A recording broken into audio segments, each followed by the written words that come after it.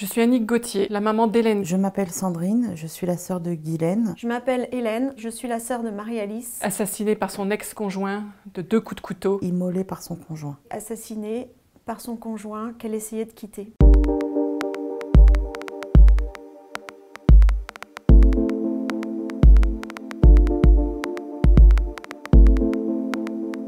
Une dispute a éclaté parce que ma sœur avait décidé de le quitter. Après avoir frappé ma sœur, il a aspergé d'essence et a mis le feu sur ma sœur. Elle était brûlée à 92%. Il a fait ça devant leur petite fille de 7 ans. Les premiers mots que la petite a exprimés à la sortie de l'appartement au voisinage ont été « Papa a voulu nous suicider ». L'assassin de ma fille l'a guettait son arrivée dans son centre équestre. Elle était venue dormir chez moi la veille parce qu'elle avait peur. Ils n'étaient plus ensemble depuis 1 mois et demi. Il venait lui proposer de reprendre leur relation. Il ne voulait pas que leur relation cesse. Hélène est restée sur ses positions en lui disant « Non, ne viens plus ici, ne viens plus me harceler, laisse-moi tranquille, c'est fini ». Il a sorti donc un petit couteau qu'il avait dans sa poche. Et là, il l'a frappé de 2 coups de couteau.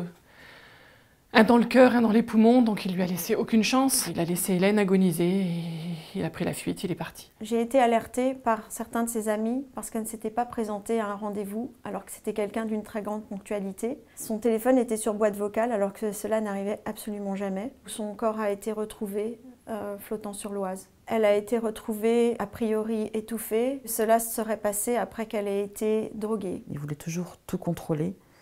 Il contrôlait comment ma sœur devait faire le ménage, c'était de droite à gauche et pas de gauche à droite. Il ne fallait pas que quand il rentre, elle soit au téléphone. Hélène n'a jamais été battue ni frappée par son ex. La seule fois où il l'a frappée, il l'a tuée.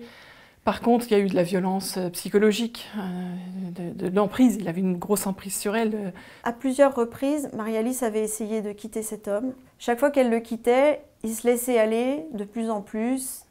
Il mangeait moins, il maigrissait, il la harcelait téléphoniquement et elle retournait avec lui. Il faisait du chantage au suicide en disant que voilà, si elle le quittait, il allait se tuer. Comme ça, elle serait tranquille, elle pourrait faire ce qu'elle veut. Ses amis, sa famille, on l'a poussé tous à se séparer de ce personnage. Et on voyait bien qu'elle n'arrivait pas à s'en défaire. Je me revois prendre un café avec elle un jour et la voir paniquer d'un coup parce qu'elle avait oublié d'acheter du pain. Ce qui, pour la femme autonome, libre et indépendante qu'elle était, me paraissait quelque chose d'absolument irrationnel. 2 semaines avant les faits, il est rentré par effraction chez elle. Il a brisé une fenêtre pour rentrer de force dans la nuit. Là, on a porté plainte. En fait, la plainte a été portée sans suite, voilà. Marie-Alice n'a jamais eu l'occasion de porter plainte puisqu'elle sera passée directement d'une relation abusive psychologiquement à la mort. J'ai quand même eu la chance de pouvoir lui dire au revoir et lui dire que je prendrais soin de sa petite fille. C'est assez compliqué de trouver de la place pour son chagrin dans des événements aussi stupéfiants. Je me dis, mais comment il a pu faire ça? On ne s'attend pas à des choses pareilles. Ça va au-delà de l'entendement, c'est pas possible. Quelqu'un a décidé de sa fin de vie. Et ça, c'est inacceptable. Le sentiment qui prédomine aujourd'hui, c'est toujours la colère.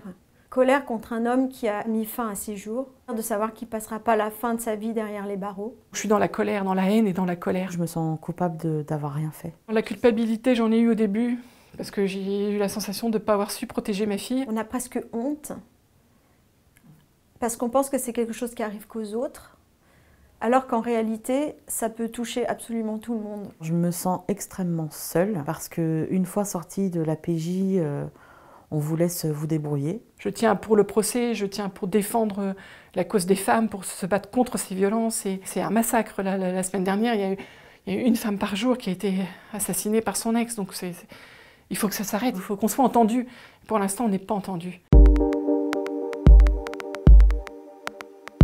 Tous ces meurtres auraient pu être évités. Pour que cela cesse, nous demandons l'inscription du terme féminicide dans le code pénal. Un module de formation pour les policiers et les gendarmes sur les violences conjugales. Le port d'un bracelet électronique dès la première plainte. Des mesures préventives dès le plus jeune âge pour sensibiliser aux violences psychologiques et verbales. L'ouverture immédiate d'une procédure lorsqu'une femme vient témoigner qu'elle a subi des violences. Nous demandons la déchéance systématique de l'autorité parentale pour les conjoints assassins. Enfin, nous souhaitons la reconnaissance du statut de victime pour les familles de victimes de féminicide. Tout le monde doit se mobiliser. Ce sont des féminicides, pas des faits divers. Et cela n'arrive pas qu'aux autres.